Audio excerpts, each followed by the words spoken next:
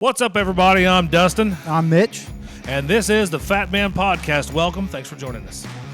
So today's Veteran Highlight, it's sponsored by Lunsford Heating and Cooling, place to get all of your heating and cooling needs.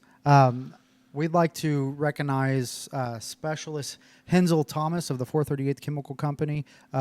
We just wanted to open up this platform to tell service members thank you. So thank you for all you've done and for your service. And so please leave some love and some comments in the comment section for Specialist Hensel Thomas.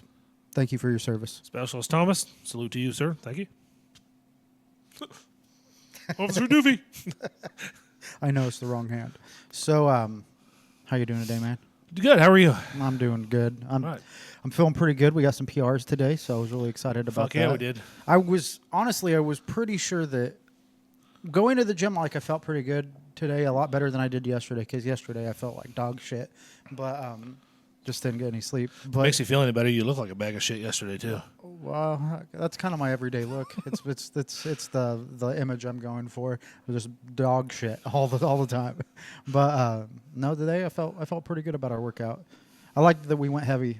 We went heavy this time. It's been a while since we've done that. Yeah, it has. And we got 2 PRs today. Yeah. I was really Flat excited. bench and incline. Yep, Mr. Goliath over there, putting up 800 pounds. I wish. One of these days, Well, maybe. what did Maybe you- one of these days. What'd you get? 325. 325. Yeah. I had a little left in the tank, but I think next time I'm going to go for 350. I got 225. Yep. I was 245. No, 245. Yeah, I got 245. Yeah, I was really. You'd think I would have known that, but it's still not quite to where I want to be, but we'll get there. Takes time. Progress takes time, man. Rome wasn't built in a day. So today we're talking about food, Right. and I think that it's something very common that I don't know about you, but I've had a very unhealthy relationship with food pretty much my whole entire life, and I think that that's something that a lot of people face. You know, it's our comfort. It's like I was somebody that I ate when I was happy. I ate whenever I was sad, when I was angry. Whenever I would go on vacations, I would eat. I mean, whole entire vacations were developed around where we were going to eat. So I think that that's something that we should dive into today is just talking about how we've viewed food in the past and how we've shifted our minds now that we're focused on getting better with our health, but also the struggles that we still face, you know? So what's your relationship with food historically? Historically, if it's there, I'm going to eat it. I mean, I'm not an emotional eater. I don't eat when I'm sad or when I'm angry or when I'm upset or any of that shit. I eat when I'm hungry, which is all the fucking time. My relationship with food is it's kind of like borderline obsessive. Well, not anymore, but it used to be borderline obsessive in the sense that I would eat until I was sick to my stomach most of the time. You know, I didn't have that off switch that most people have where it's like, okay, I've eaten enough, time to stop. I would pile shit up on my plate, and however much I put on my plate, I'm finishing that, regardless of how I feel. That's how I was, and I would eat myself sick most of the time. I'm not going to lie. That feeling that you get whenever, like that full feeling, that was the feeling like I would chase. Like I would eat until I was just miserable. I never really got that full feeling. That's the problem. My other, you're a fast eater too, right? Yes. So like thanks military. Yes. That's the one thing that everybody. I was a fast eater before I joined the military, and then I'm still a fast eater. And now I'm even faster than I used to be. And but like I feel like I would eat so fast that it wouldn't register in my brain whenever I would get full, and whenever I finally was full, it was like I was to the brim. And but the naps afterwards were. You don't need it. But the naps afterwards were phenomenal. But I was right in that same boat. I'm kind of, and I've touched on this in the past too. I'm a creature of habit. So like every night religiously, and you can ask anybody that knows me well. every night religiously, without fail, I have 2 peanut butter sandwiches before I go to bed. And if I don't have them, I can't sleep. There's been times where I've told myself, I'm not going to have a peanut butter sandwich tonight. I'm tired. I'm just going to fucking go to sleep. And I'll lay there and toss and turn in bed. And sometimes I'll fall asleep and then I'll wake up like an hour later. And I'm like, I can't. I got it. And then I'll have to get up, go in the kitchen, make my peanut butter sandwich, and have my pint of milk. I'm not joking. And then I can sleep like a baby. It's ridiculous with me. See, like I would do this. I would do the same thing, but I would like anytime that I couldn't sleep, my answer was I would go to the kitchen and I would just eat until I was stuffed because I knew I would I would pass out like a baby afterward. I slept so good whenever I was that full, but I would be miserable. I didn't used to be a napper after eating, but I've noticed like the older I get, the more I want to take a nap after eating a lot of food. And the wife makes jokes a lot of times when her and I will go out to eat, and I get hangry, as they say. Like if she mentions food, you got about 30 minutes to feed me before I start getting upset. Like not in a hateful way, but Yeah. just get annoyed, because I'm like, you mentioned food. Let's go eat now. You got my hopes up. And then so she'll make jokes and she'll say, well, we'll eat afterwards because if we eat before, you're just going to get tired and want to take a nap. And it makes me feel old, but it's true. That's how I am. I'll even if I don't push myself to the point of feeling sick to my stomach or anything, I'll eat, and then it's just like as soon as my belly's full and that switch finally turns on, it's like, okay, you've had enough food. It's like, all right, time for the recliner.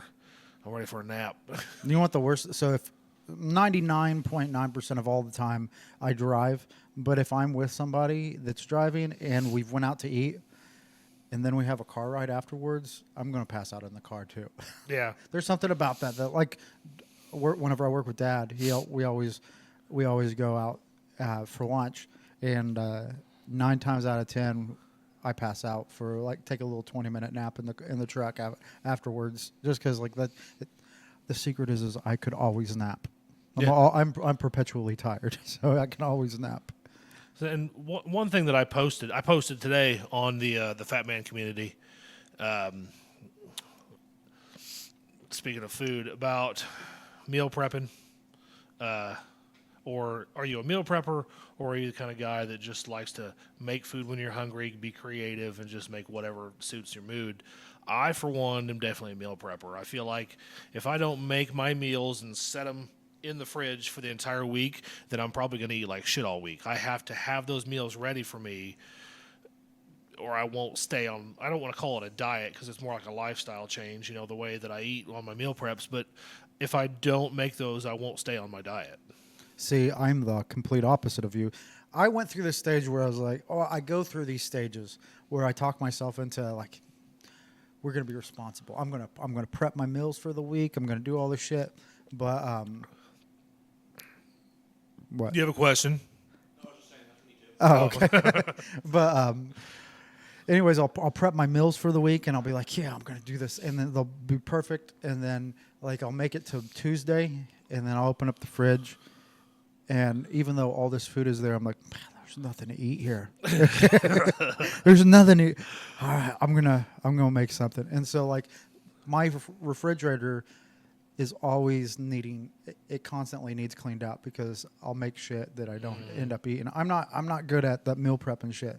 But I definitely like I know what I'm gonna cook for the week. I just make it whenever it's convenient. But also the other thing is. I'm a single dad, so whenever I don't have my kids, what I do struggle with is whenever I do cook, it's hard to cook for one person. And so, although I do cook all the time, it makes it a struggle to prepare a lot of food. Essentially, if you cook too much food, then what's left over is meal prep. Well, yeah, so I guess that's what I do. I guess I prep for like 3 days because I'll make a meal and then I'll eat leftovers for like 2 days after that. So you're a little bit of both. A little bit, but on accident. Yeah. I'm the least organized person in the world. Like the idea of prepping anything seems terrible to me. So you said you've touched on before the fact that you like to do the 80-20 rule. Now, when you cook, like say it's a weekend, you got the kids, you're just hanging out. Do you still stick to that, or is it just like okay, this is my 20%? So the weekends are always my 20%. Like with that, so Monday through Friday, most of the time, I eat like I'm supposed to. Aside from the honey buns before Aside the from gym. the honey bun before the gym, which I don't do that every day. I only do that on days that like I don't get a chance to eat during the day. And by the time gym comes, like I need not just calories, I need fast calories. And so that's where like, and I mean you can look it up. It's not terrible to have that quick sugar. They say within 30 minutes of going to the gym because like it's the fastest energy that you're going to get. Now it's not going to last long. Right. But we're in the gym for an hour and a half. As long as you eat it in small quantities, because then you'll have that sugar crash afterwards. Yeah, and like that'll suffer. And I don't I just eat enough just to get me through the gym sometimes. But if I actually eat through the day, then I don't usually stop and do that. But I do always do my my energy drinks. Yes. It's a must. No, yeah, I have minimum of 2 a day. Got one right here right now. Yeah, thanks. But I've noticed like the last 2 days, I have been making the peanut butter sandwiches that I eat before bed at night. I've actually been making them before I go to the gym, and that has been a huge game changer. And now I'm over here looking at you while I talk because you're moving. But I've noticed. I don't want to say a substantial increase, but there has been a significant increase in my energy levels and my stamina eating that peanut butter sandwich, those 2 peanut butter sandwiches prior to going to the gym. Mm-hmm. It also could be the pre-workout that I'm taking, but I mean, I feel like a lot of times when I go to the gym, I'll go. Let's see, I'll eat around 11:30. I have lunch, and then I won't eat again until after the gym. I usually don't have a pre-workout meal, so I eat kind of somewhat fasted because we go around 7. But I feel full, but like on a comfortable level while I'm there. It's not like, I ate a bunch of food, or I'm starving. Because most of the time when I'm at the gym, I'm thinking about getting this workout done, go home, make my post-workout meal, because I'm hungry. But the last couple of days, that hasn't been the case. It's been nice. So one thing that Dakota kind of touched on this, a guy that we go to the gym with, he touched on this the other day. Whenever he's doing cardio, he can't eat, but whenever he's lifting, he has to eat. Mm-hmm. I'm very much that way because it dawned on me, anytime I do a PT test with the Army, I can't have any food in my body because if I do, I'm going to get sick as shit. Yeah. But whenever we're at the gym lifting, if I don't have food in my body, I'm going to get sick as shit. Like there was one day in particular we went there and we were lifting and I hadn't eaten anything. And what was that one day that I quit halfway through the day? I was like, I've just felt sick as shit. Yeah. That I didn't eat. Man, I felt terrible. Like, I think that it's important. It's important to listen to your body. That's a big thing. What are you doing over He's there? got fucking socks on his hands. My hands are cold. His hands are cold. Our behind the scenes guy, our got tech his guy bitch Levi, mittens on. he took his socks off and put them on his hands because he's cold in the garage. We're wearing shorts. Well, we're wearing. I got pants on over my shorts. I'm wearing shorts, but I get hot easy too. I'm a bitch when it comes to cold weather. Oh, really? Yeah, I fucking hate it. I've hated being out in it all. That's why I'm not wearing my. I mean, I'm still wearing it, but you can't see my gym T-shirt because for those of you who don't know, we film our podcast directly after our gym session, so we're usually still sweaty and, gross and stinky. It's a hot mess in here. It smells like ass, but we're all nasty as a son of a bitch. Today it's a little chilly in the garage, so I put on a hoodie and some pants. Which is why I don't have the normal. Go ahead and say it. What's the? Oh, gymish. Gymish. Yeah. Yep. I could be in the middle of the snow in 20-degree weather and still be sweating. He's on drugs. Yeah, but and he's drunk. I hate the hot. I can't stand. I love the heat. I fucking hate the heat. Love it. It's not for me. No, I've never been big on the heat. It's not my thing. That was the worst part about being in Mexico. It was fucking hot as I remember shit. when I went to. This is going to date me for those of you who are, military. When I went to WLC, God, I'm old. When you went Well, to Enoch. yeah, Was it well, Enoch before that? Or was it Beanoch? It was Enoch. It was Enoch. Yeah, yeah. Enoch first and then Beanoch. Yeah. But when I went to WLC, I went to Camp Williams in Utah, and it was in the dead of summer. It was hot as fuck there, dude. And I loved it. I was living it up, living the dream out there. And most people were complaining. You know, we'd go out for land nav up in the mountains, or we'd go out to the range. There were a couple times where we were supposed to go out to the range for qualls, and they wouldn't let us because it was too dry. They were, you know, on an advisory, and then they ended up shooting tracer rounds out there and caught a whole bunch of shit on fire, and there was a big to-do. It was a bad deal. When we were in Mississippi, or whenever I was in Mississippi, what was it? September, October. Whenever I was there, they had a fucking forest fire. They caught the shit on fire while we were out there. Our barracks were filled with smoke because it was like the woods right behind our barracks. It was just piling in. It was pretty rough. And when I was out there in Camp Williams, I remember we were on post, and I looked up in the mountains and I saw smoke. And I'm looking at it and I'm thinking, that doesn't look like it belongs there. There's you know, that's It was a little too much. it's a problem up in the mountains, you know, and it's summertime. And so I told my platoon sergeant, I was like, hey, there's some smoke up there, and I don't think it belongs there. And he was like, oh, it's fine. It'd be all right. I'm like, okay. I did my duty. I told somebody, you know, I see it. Like 2 days later you hear that? No, it was the same day. Like an hour later, it had enveloped thousands of acres, and it was a fire. That what happened was the guys went out on the range and they shot some tracer rounds off, and one ricocheted and went off into the shrubs and just started a fire, and they didn't know. They ended up packing up and leaving the range later and caught it on fire, and it spread over to civilian land and burnt down thousands of acres, hundreds of thousands of dollars in damages, burnt people's homes. They were fucking, like, the civilians were pissed, and rightfully so. Yeah, I bet And so. I remember after WLC was over and I had graduated, they told us, and my dumbass, I didn't bring anything. I didn't bring any civvies. I had no civilian clothing with me at all because I didn't need any, you know. Like, we're not getting any leave time while we're there. There's no point in bringing civvies. I had a pair of shorts that I wore to bed, and that was about it. But they told us, they were like, when you leave here and you go board the plane, do not wear civilian clothes because... Or do not wear your uniform. do not wear your uniform because the civilians are fucking pissed right now at the Army. And I'm like, oops.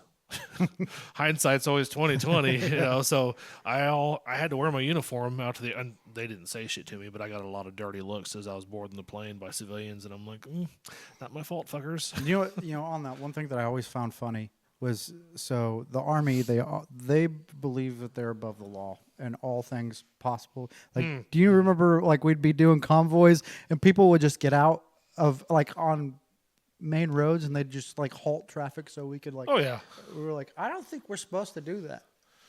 doesn't matter. We're bigger and better than them. Yeah, that's the motto. like, I don't remember where we pulled into. Were you still in? We pulled into this farmer's parking lot while we were staging, and or this farmer's drive, because they thought it was part of Cobb Panther.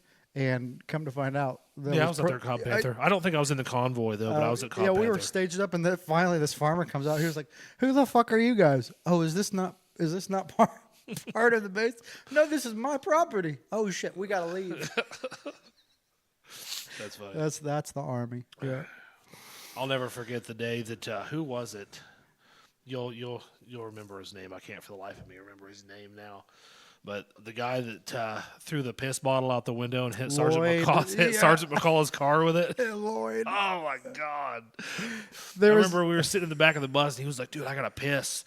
And I'm like, "I don't know what the fuck to tell you. You know, stick your dick out the window and piss." He's like, "No." He's like, "I'll get in trouble." So he pissed in his water bottle, and he didn't want to hold on to it, so he just stuck it out the window and let the piss just go out the window from the water bottle. And he was a staff sergeant at the time, or maybe sergeant first class. Either way, didn't matter.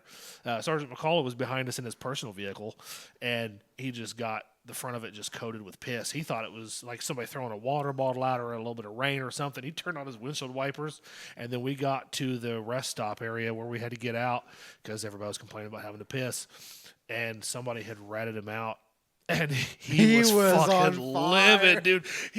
I don't think I've ever seen him that mad in my life. I about pissed myself. It took everything in me not to laugh. Because I'm sure I'd have got fucking smoked too if I'd have laughed about it. He was so mad. But Oh, man. it took everything in me not to laugh about it, dude. He was fucking pissed. No pun intended. Yeah, oh yeah. He's a little He made him pissy. wash his car there in the parking lot, remember? I don't blame him. Yeah, he was like, you get the fuck out there. He made people give him bottles of water and a rag, and he's like, go wash my fucking car. And he did. He's out there in the parking lot. It was good shit. Oh, man. That was back when. Do you tell me if I made this up? Because I mentioned this to somebody the other day, and they told me that I was full of shit. Do you remember ever getting a chartered bus from Maple Avenue to Atterbury? A charter bus? No. I remember. I always went in convoy. I remember it was one time. In my career, we took a charter bus. I just remember that. Yeah. Well, that was completely off. That's off subject. Sorry, but just something that I was talking about the other day. So back on what we were talking about food. We got way off. We always do. We always do. So It's usually we talk about food when we're not talking about food. I know. We get off topic talking about food, and now when the topic is food, we're talking about other shit. I know that's the problem. We just shot collars. I think shot collars would be better. Make it in the comments. Let us know if we should put shock collars on Carpenter over here. Oh, for sure, I'll wear it. I promise you, I will, and I'll give Lunsford the controls. Oh, that's too much power. Hey, whatever it takes for views. Whatever it takes for views. I'll do it. I don't care. That's terrible. No, so as far as food goes, so we've talked about our relationship with it. What's your best advice on how to stay on track with your diet so far? I mean, through experience, this is the only advice I've got, and that's meal prepping. For everybody's different, so one piece of advice is not going to work for everybody. Everybody's body's different, everybody's appetite's different, everybody's thought process is different. So what works for me doesn't work for you, and vice versa. But through experience, the one thing I can say for people who are like me, at least, is meal preps. They keep me accountable. If I know the food's there, it's easier to heat that up in the microwave and eat it than it is to go down the road to fast food or to find something else in the freezer and cook it. If I want something less healthy or just something different. But like I said, I'm also a creature of habit. So I could eat the same meal every day for a year, and it wouldn't faze me in the least. See, I could do that with pizza. Yeah. Now, they discontinued the item, and it pissed me off. I'm so, still to this day, butthurt over this. There were some chicken breasts that I used to buy down at Sam's Club, and they were spicy chicken breasts. They were breaded, which isn't the best for you, but it was back when I was still eating, a moderate carb load. There were spicy chicken breasts, and I literally I'd put one of those in my meal prep, and then I would have some vegetables and maybe a little fruit or something. But if I had to guess without thinking too deeply about it, I would say I probably ate that same meal every day for 8 months, Monday through Friday. Now, were you with us when we went down to Fort Knox? No. You weren't down? No, I missed that one. You got it. I was in, but I missed that trip. Okay, but do you remember whenever I was getting in really good shape because I was going to go active duty Coast Guard? Yeah. So during that period of time, I did eat the same thing every single day. There's so much tuna and chicken. I would alternate. One day tuna, one day chicken, one day tuna, one day. Very bland meals. Yeah. I mean, I lost a shit ton of weight doing that. But for me, like long term, eating like that's not sustainable. Like for me, I've realized that like I thrive with variety, and like even if I'm gearing towards eating healthier, like I am now, I still have to have variety, and I like to get creative, and I like to try new things and different things, and because whenever I start getting bored is whenever I start making bad choices whenever it comes to food.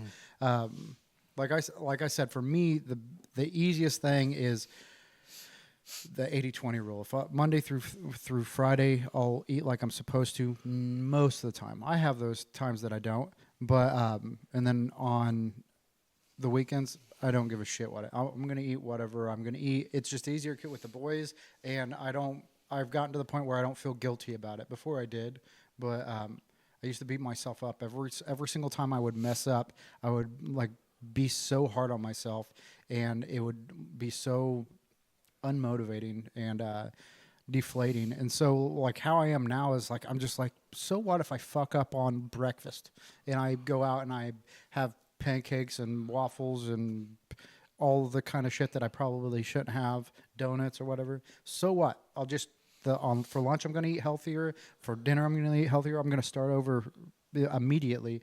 And before that wasn't the case. And so like that's my best advice, and I'll always repeat that is, so what if you mess up once? You know, messing up once isn't going to kill you. Messing up for a month is. You know, don't be chasing Mondays, because if you chase, like we always say, we're going to start over on Monday. Don't be chasing Mondays, because if you keep chasing Mondays, you're going to have a million Mondays in your life. Yep, and we've harped on that in the past in another podcast that, you know, just because you screw up one time doesn't mean the whole day's ruined or the whole week's ruined. Just start over on the next one. You know what I mean?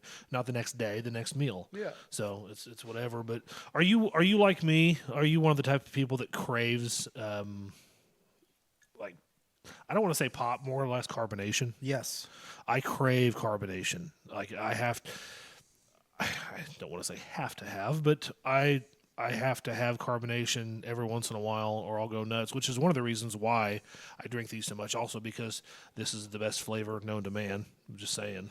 It reminds me of, like, do you remember the Welch's grape soda that we would have when we were kids? Yeah. And stuff? Like every time I drink that, it makes me think of like my childhood, because it tastes exactly like it. With like you could drink a can of Welch's grape soda and drink that, and they taste identical. And I've been drinking energy drinks. And then again, this is going to date me and how old I am, but I've been drinking energy drinks for 20 some years. You know, it's shit.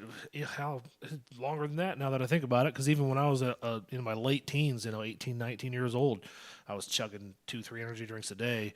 But and this is not a plug by any means, but just my honest opinion, of all the energy drinks that I've ever had, I think Ghost is probably the best when it comes to the ingredients and the flavors they got. Probably the best one I've had. And just to mention, we are not sponsored. No, we're not. We're not sponsored. No. We just like legitimately we love Ghost. Like that's all there is to I'm drinking the blue raspberry Sour Patch one. This is one of my favorite ones. This one and the orange cream. Love those two. Yeah. The orange cream makes me think of whenever I think I like it, because I remember whenever I was a kid, we would go to Cracker Barrel. Mm-hmm. Not very often. Every once in a while, we'd go to Cracker Barrel, and they had the best orange cream soda at Cracker Barrel. And so whenever I drink the orange cream one, it just brings me back. I'm a nostalgic type of guy, and whenever it comes to that kind of stuff, like, so if it reminds me of something whenever I was a kid, I'll gravitate towards that. But because I'm still a kid at heart, you know. I like drinking I don't know if you've ever had them. They're at Kroger. They sell them. I think it's Clover Valley that makes them. It's water, but it's carbonated and it's flavored. It's sugar-free. Dude, those things. And they come in... those huge ones. They're like 1 liter bottles. And just to let you know, if you're low carb or keto or whatever... Those things are amazing. Yeah, there's 0 carbs. Like, I got so many, like, keto hacks that if you guys are interested in any keto hacks or low carb hacks, I got a million of them like that. Well, we're also posting them on the Fatmen community page on Facebook, so check that out. Yeah. Scroll through. We're doing 30 days of keto right now, and by the time this episode actually airs, it's probably gonna be well past. But, yeah. But they'll be on there. They'll be on there regardless. And I'll put together a PDF or something like for each 30 days. We'll have something that you guys can download, and you can have all the recipes that you want. And like we said before, we're not nutritionists. We're not experts in the field. We don't have all the answers, but we do have a lot of experience, and we got a lot of insight. So we got recipes out the ass that we can give you guys if you want. Yeah. So all you got to do is ask. If there's something in particular, like a style of food, or even just a particular food itself, like if you want to try Mexican or you want to try Italian or whatever, or if you just want okay, I want chicken, give me some good chicken recipes, hit us up. We got all kinds. Oh yeah. And the thing is if we don't have the answer for, regardless of whether we're talking about food, we're talking about workouts, whatever. If we don't know the answer, we'll find the answer for you. Like that's one thing that we're always very interested in learning more and bettering ourselves all together. And that's one thing that I'll give you credit for is you do so much more research specifically on the fitness side of things. Like you're very knowledgeable on it, especially like when it comes to powerlifting, because you powerlifted for so long. Like you have a lot of knowledge. So like that's one thing I'll give you credit for. Like if there's something that you want to know about lifting, he's a good resource to go to. And not to toot my own horn or anything, but when people ask me like, who trained you, or how do you know how to do all this stuff? Surprisingly enough, it's because I researched the fuck out of it. Yeah. You know, when I first started lifting, before I even touched a weight, you know, when I decided, okay, I'm gonna start going to the gym, before I even picked up a weight, I probably did 3 months worth of research. Now I have a question on that. So how long did it take you to weed out, and do you still have to weed out the bro science versus the real science?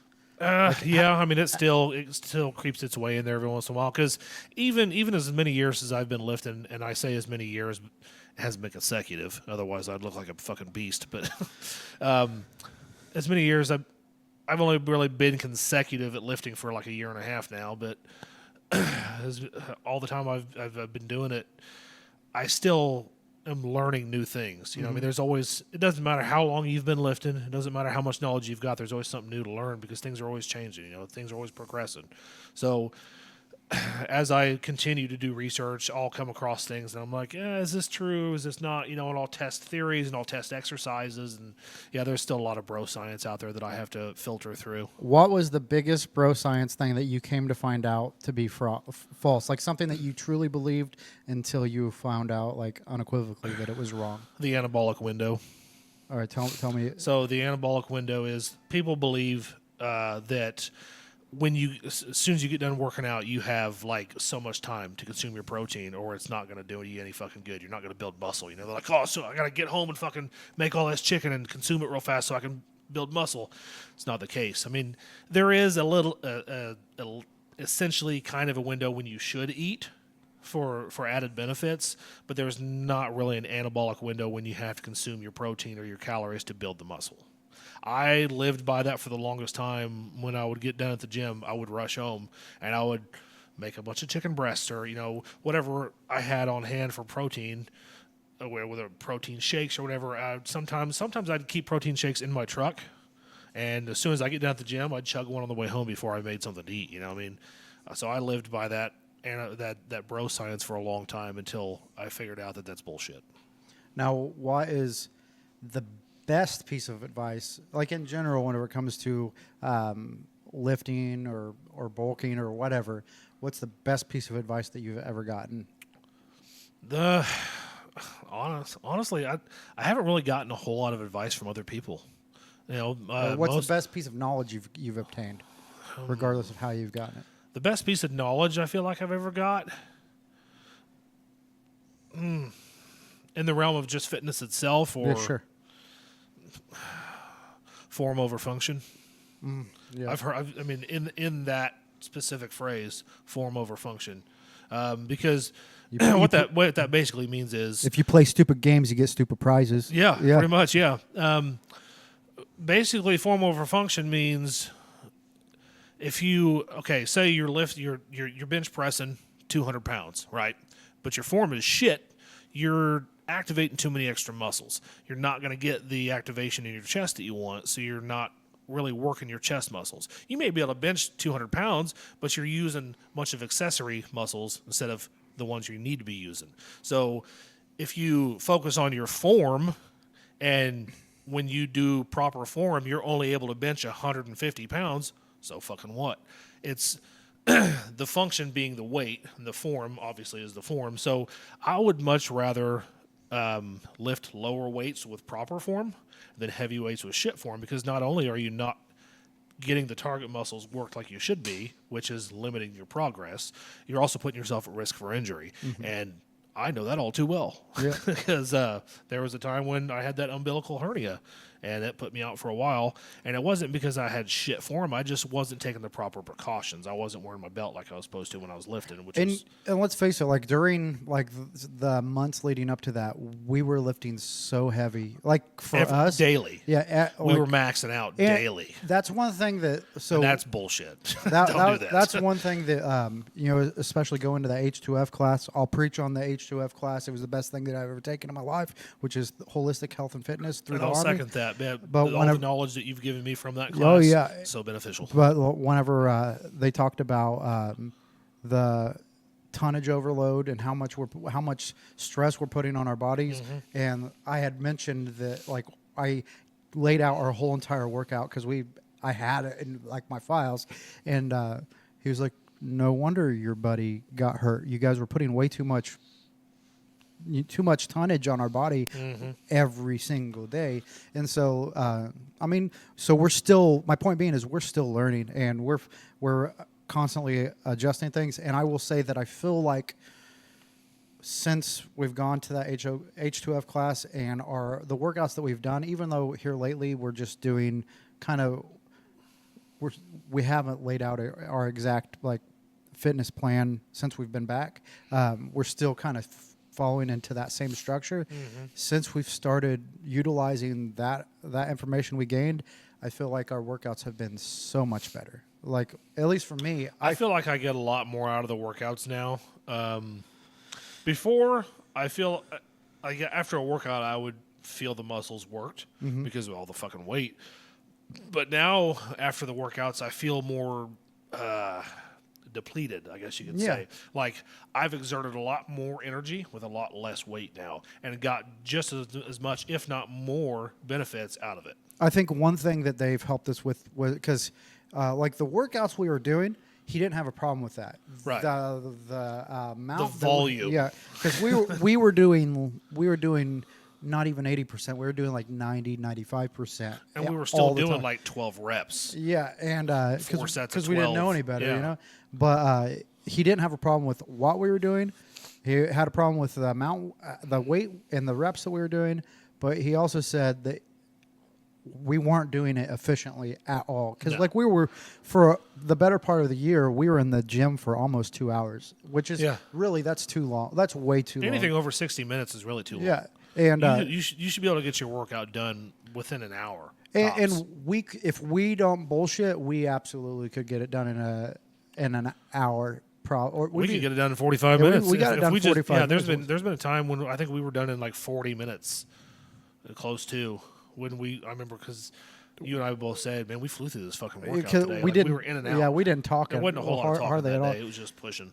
But like that's the reason why it takes us an hour and a half usually is because like part of what I enjoy about the gym now is it's also, you know, we're working hard all day long. It's also our time to socialize in between sets too. So like we lift, and in between the lift we bullshit a little bit, which I understand some people aren't like that.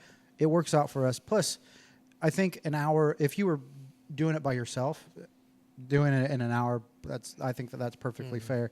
But you know, we're alternating back and forth and all that stuff. But either way, I feel like the workout that we get done now versus the workout we were getting done is so much better and way more efficient. Oh yeah, the efficiency of our workouts now are so much better. And the other thing that why I feel this year alone, because this past year we've been in the gym for a year and a half now, right? Just about. Yep. Because August was a year. But I had never lifted at all ever in my life. So this year and a half, I've gained a lot of knowledge, and I'm still continuously learning. But well, it doesn't matter if you and I are into the gym together for 10, 15 years. Oh, we're yeah. still going to be learning new things every day. I mean, And that's the nature of the beast. And like if you guys ever see us out at the gym and you see something that could help us, like we will. I don't care if we've been in there for 35 years. You know, we still want to know. We want to know as much as we can. I'm never too old or too proud to learn something new. No. Especially if I'm doing something wrong, please fucking tell me. Exactly. Because I don't want to do something wrong for 20 years and look like a dumbass. You know what I mean? Just fix me.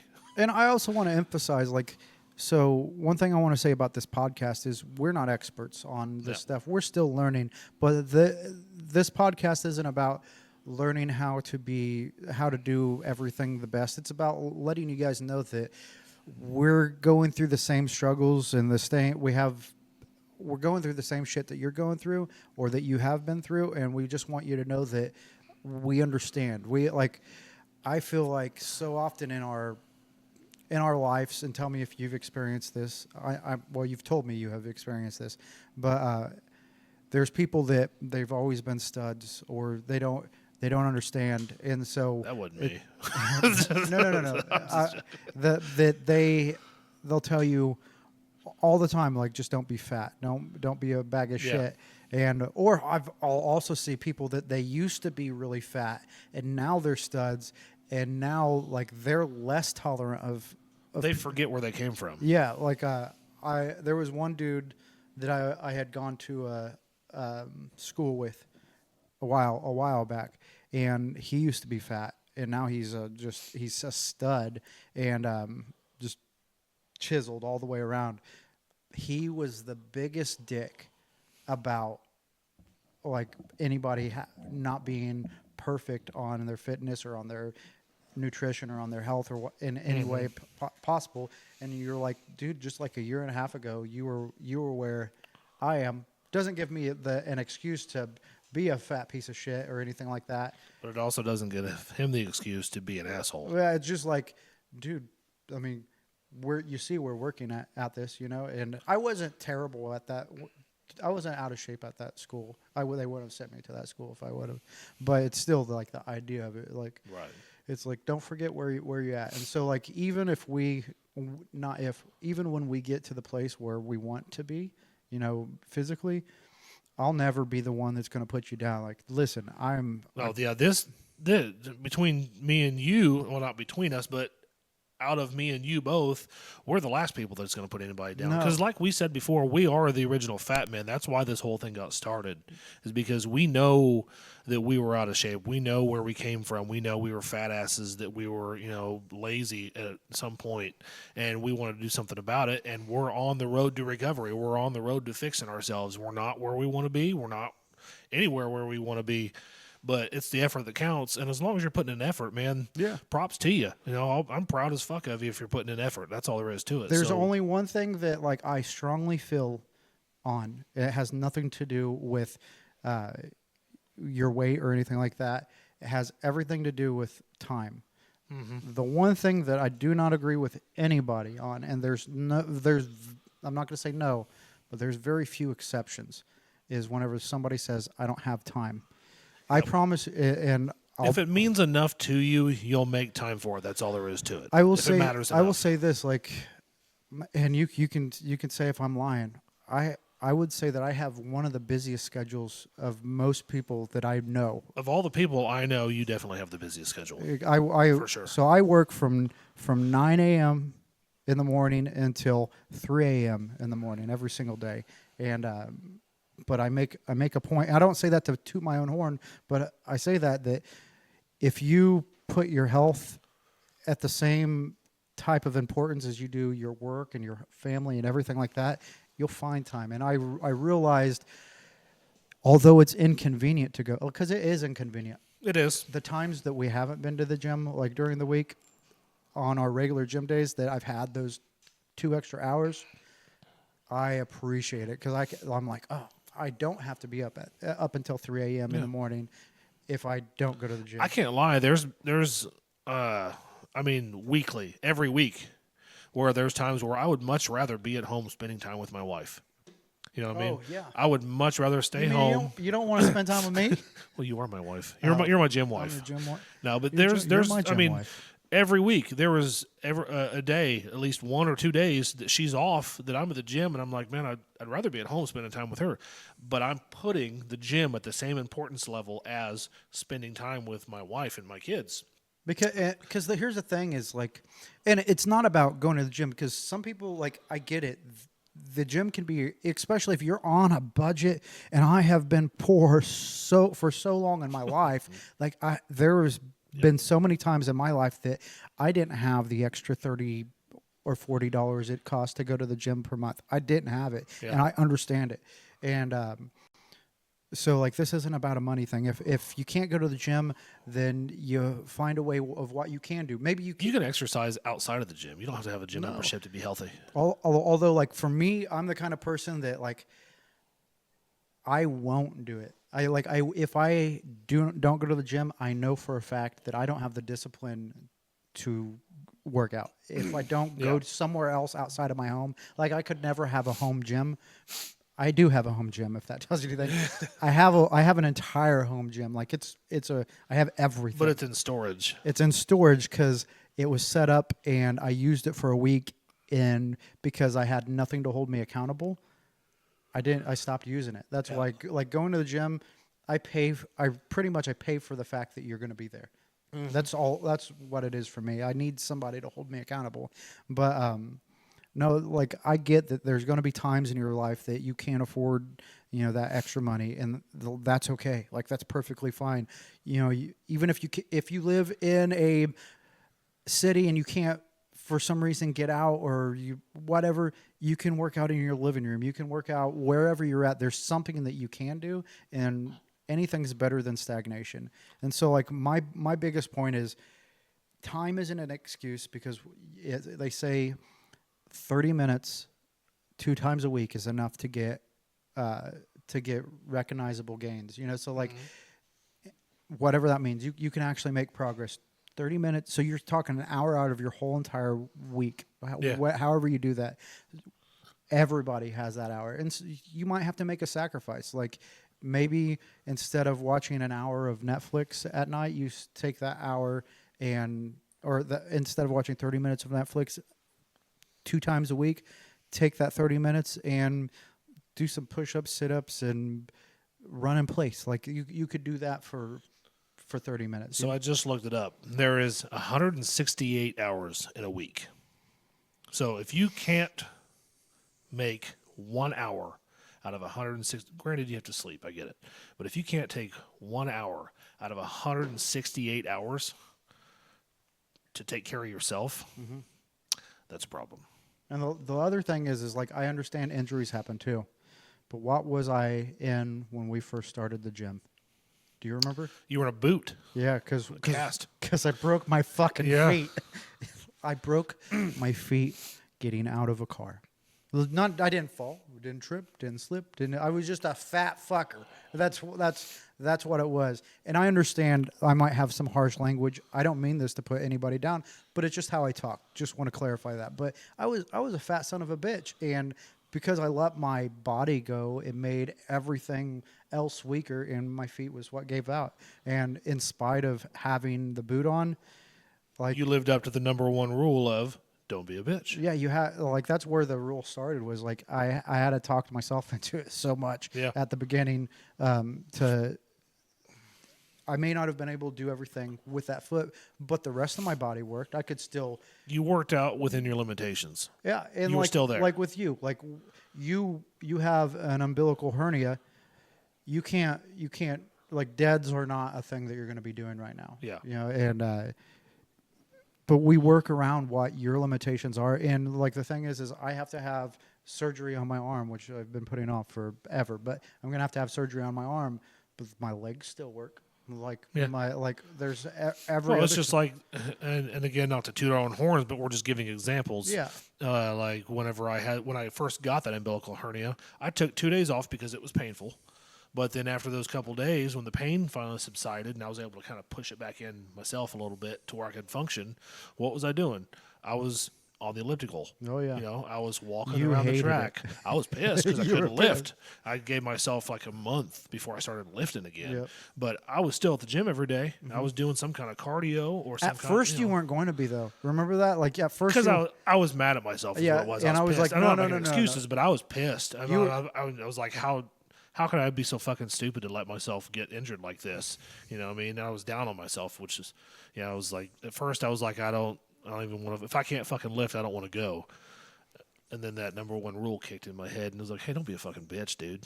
You could still go and get exercise, do something. Anything's better than nothing, like I always say. I have a question. Prior to starting in the gym, like we're talking about, we switched from food and started talking about excuses. So, what were the excuses that you used? Like even if you didn't consciously tell yourself the excuses that you used, maybe subconsciously, of why you weren't watching what you eat, what you weren't going to the gym, that you weren't doing this, you weren't doing that. What were some of the biggest excuses that you would use often? I got a whole list of them. I mean, the biggest excuse is the same one that everybody else uses. Time. You know, well, not so much the time. It's just I'll start tomorrow. Mm-hmm. You know, it's always I'd have a shitty meal and I'd be like, I ate like shit today. I'll start tomorrow. And then the next day would roll around and I'd forget that I said I'd start tomorrow and I'd eat shitty. And as soon as I eat shitty, it'd dawn on me, oh, fuck, I said I was going to start today. Okay, well, I fucked up. I'll start tomorrow. And it was just consecutive day. So many tomorrows. After this, yeah, chasing Mondays, you know what I mean? Yep. That kind of thing, like you said. And then that, and I mean, I've never used the time as an excuse because I've always known that I've had time to go to the gym or to work out in general. But I just never made it a priority. See, in my fat body days in the Army, because like I'll admit it, like I'm not proud of it, but I definitely got out of shape in the time that I've served, you know. Yeah. And they'll get on your switcher. There you go. But falling asleep back there. They'll get on your ass about being overweight. And the difference between the military and the civilian world is, like, in the civilian world, if you're overweight, there's not very many people that have the goal to tell you, like, walk up to you, whether they know you or not. They're like, man, you're a fat son of a bitch. In the Army, like, there was a period of time that whenever I went through basic training, I had to get a waiver because I was so fat. And to get in, I had to lose X amount of money or weight, and then they let me in. But I was the fattest guy, and they were like, "Hey, fatty, hey, tubby, hey, lardass." They never called me by my name for the first part of basic training, and that's how the military is. Like, they'll walk up so many times. They'll walk up to my belly whenever I was at my biggest. They'd be like, "Hey, Lunsford, when's the baby due?" You wouldn't experience that in civilian life. When I was in basic, there was a guy, when we first got there, I'm not going to name names because I don't want to shame him in case he sees this, but there was a guy who was called Private Pork, and because he was fat. Yeah. When we got there, he was gross fat. And not being an asshole, but like by Army standards, it was gross fat, you know what I mean? And he pulled through and he did good and he lost a bunch of weight and he, passed his PT test and graduated. Good on him. But like you were saying, in the Army, they don't feel like feelings don't matter. You know what I mean? Oh, no. They'll tell you how it is. If you're overweight, somebody's going to tell you. They'll make nicknames for you. They'll just straight up tell you to your face, hey, you're a fat piece of shit, fix it. I mean, there's been times where when I was in the military, whether it was at my duty station or my unit or what have you, I would hear some of the higher up NCOs, my senior NCOs come down on guys, around me or beneath me and be like, hey, you're a fucking piece of shit. You're fat. Lose the weight, kind of thing. And I'm like, damn, it's harsh. But I was that guy. Then again, it's not harsh because there's a standard. In that arena, there's a standard to be upheld. Yeah. And I feel like that's what's needed. And the thing is I, in spite of being fat, I've always agreed with the standard of being in shape because, like, not only just to be able to do your job, but I also do think that it's an appearance thing. Like, it is. Like you shouldn't just be able to do your shit. You should look like a soldier too. Yeah, but you should fit the role physically and. And I have not always done it, and it's not something I'm proud of. But one thing that I would always say, like, I would always make excuses because the only time in my life that my weight really has mattered has been because of the military. Had it not been because of the military, I probably never would have gave a shit about my weight, and I'd probably be a lot bigger than I was, But they would be like, "Lunsford, what are you going to do about your weight?" And I would. In my head, I'd get pissed because I'd be like, in the civilian world, I would be considered average, but in the military, I was a fat lard of shit, and it would piss me off because I'd be like, I could pass my PT test. What does it matter? And so that was one thing that, like, in spite of there being a standard, I would tell myself that kind of shit. And then when they'd be like, why don't you go to the gym? Why don't you do this? Why don't you do that? And I'd be like, well, I don't have time. I have a busy schedule. Looking back, I would kill for the schedule that I had back then. I had so much time, but it's that I didn't want to give up. I didn't want to sacrifice the things that I enjoyed to do the thing that was actually truly important. Right. Now looking back, if I would have actually taken care of this body consistently all the way through my 20s and through my 30s, the beginning part of my 30s, then I probably wouldn't have had all the problems that I've had health-wise or physically. And I regret, that's one regret that I wish I would have taken more value with is that over the years. And there's the thing that I tell myself all the time. This is always in the back of my head, and which the last podcast we had, I think it was, where we touched on accountability. You know, what keeps you motivated, that kind of shit. The thing that sticks in the back of my mind the most is there was a time when, before I actually started going to the gym, when I wanted to go, but I just would tell myself, you know, and I would do everything in my power. I'd make videos on my phone talking to myself like, hey, get your fucking ass in gear, let's go, you know, make motivational videos for myself and everything. And then I would see those videos like a year later, and I'm like, I haven't even stepped foot in the fucking gym. What am I doing? And the thing that would stick in the back of my mind is, if I'd have started when I said I was going to start, where would I be right now? You know what I mean? That kind of thing. And that hit me like a ton of bricks the first time I thought about it. I'm like, fuck, dude, you know, it's been an entire year since I told myself I was going to start this.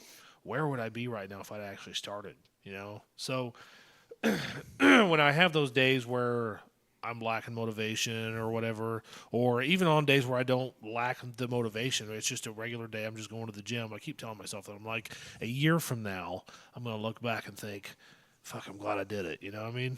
Because I don't want to be, you know, 80 years old, crippled, or, you know, just like your average 80-year-old, you know, hunched over with a walker or what have you, or in a wheelchair, or even bedridden for that matter, thinking, what if? You know, what if I'd have maintained the gym? What if I'd have stayed in the gym as long as I possibly could physically? You know, how would I be right now instead of laying here in this fucking hospital bed on oxygen, you know, feeling like a fat ass or just whatever the case may be. You know, I don't want to be that old man that has regrets. Yeah. So. You know what? One thing that, as you were saying that kind of like dawned on me, and you tell me if this applies to you, but for me, so many times in my life, I have made long-term goals, but I've forgotten to make those short-term goals to go with it. Yeah. And so, like, I think Stepping stones. Yeah, and I think that a lot of people are. I mean, let's face it, New Year's resolutions, like where they make their long-term goal is this year I'm going to get in shape, but they forget about, well, what am I going to do this week? What am I going to do today, and work from today forward. Like I think that it's always important to work your way, like figure out where you need to be in 5 years or whatever. Whether you're talking about fitness, whether you're talking about business, life in general, like figure out where you want to be and work your way back. But that journey, as you work your way back to today, like you have to figure out where those stepping stones are. And so often we only think about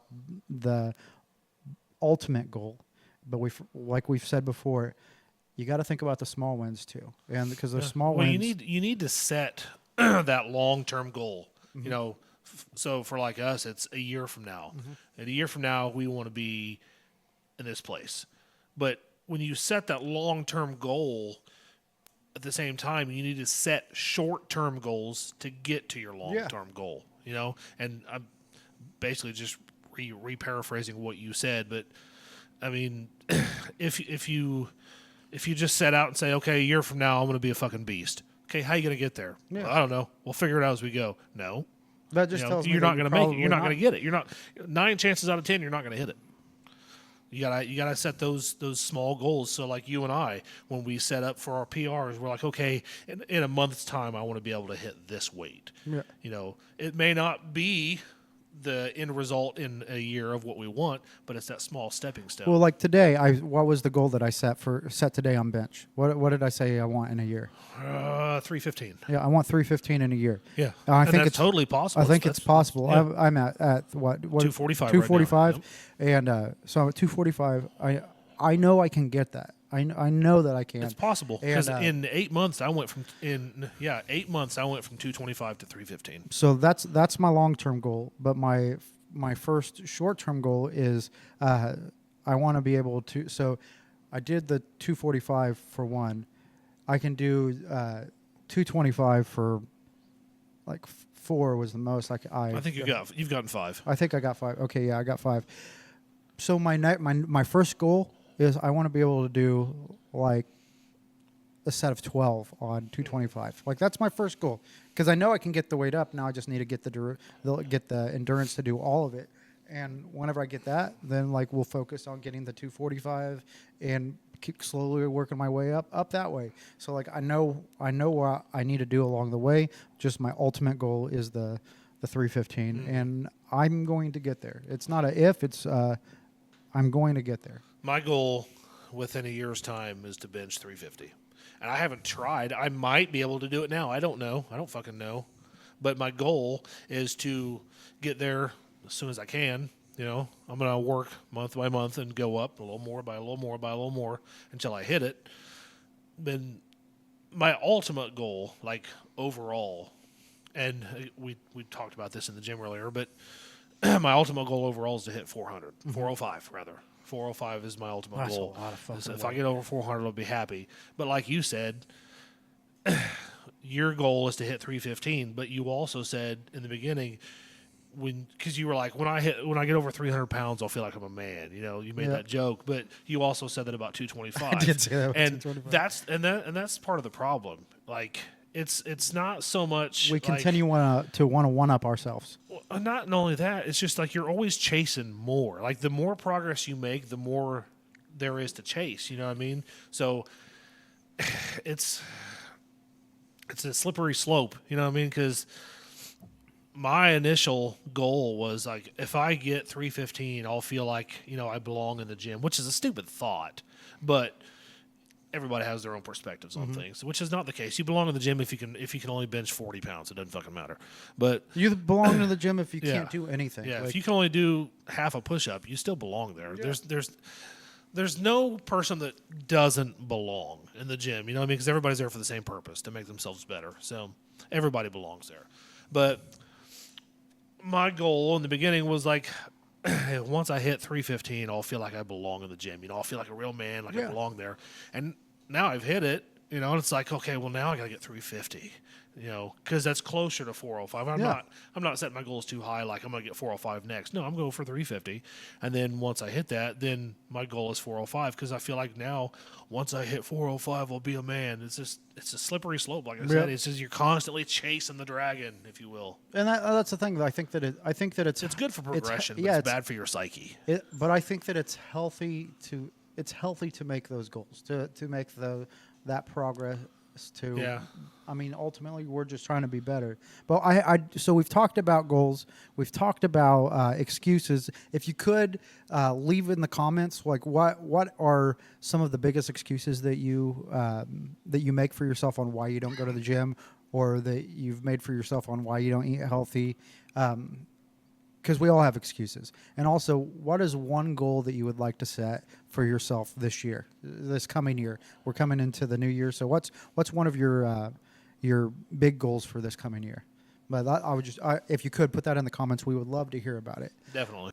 No, a big thing is think about those excuses that you make. And the reason why we bring it up is not to put anybody down. It's to let you know that we've made so many excuses in our life over all the years. We want you to know that, like, we understand that we're going to have all these things that's going to come up. We're going to have inconveniences and time restraints, but that at the end of the day, if it's important for you, you will find a way. And so this is all about to let you know, like, think about all these excuses that we make in our lives. And also, a big part is making sure that you set reasonable goals. Make sure that you set goals that you know that you can attain and you can make progress to on a daily basis. Don't just think the long term. Think what you can do starting today, because the thing is time is the one thing that we can't get back. And so how we make the most of our time is taking care of this one body, the only body that we get. So make that effort. Continue to push forward, and like I said, please let us know in the comments what your struggles are and what your goals are for this coming year. Also, if you would, and you want to stay up to date on everything to do with the Fatmen podcast, please follow the Facebook group, the Fatmen community. We post every day. We're posting recipes. We have our 30 days of keto right now, and we'll do 30 days of paleo or carnivore or whatever going forward. And we're always trying to offer as much quality content to you guys.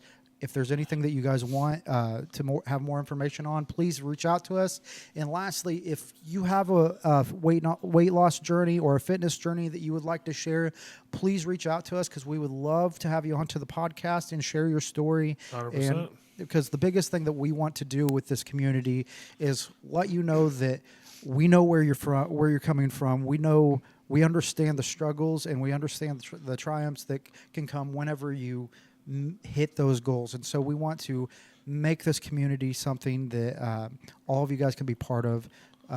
It's called the Fat Man community because it's not about us. Yeah. It's about you guys. You, the community, is who this is for. We want to incorporate everybody outside of this podcast into this entire group. Yeah, and we know that as we get older, it's hard finding where we belong. It's hard finding where our community is, where our group is, and so we just want you to know that you belong here. Like we come with open arms, and we're not out to judge you or put you down. All we want to do is hope to offer a positive platform for you guys to strive. And in the future, we're looking to bring on guests. We're constantly looking and working hard to find people that are knowledgeable in fitness and nutrition and everything in between.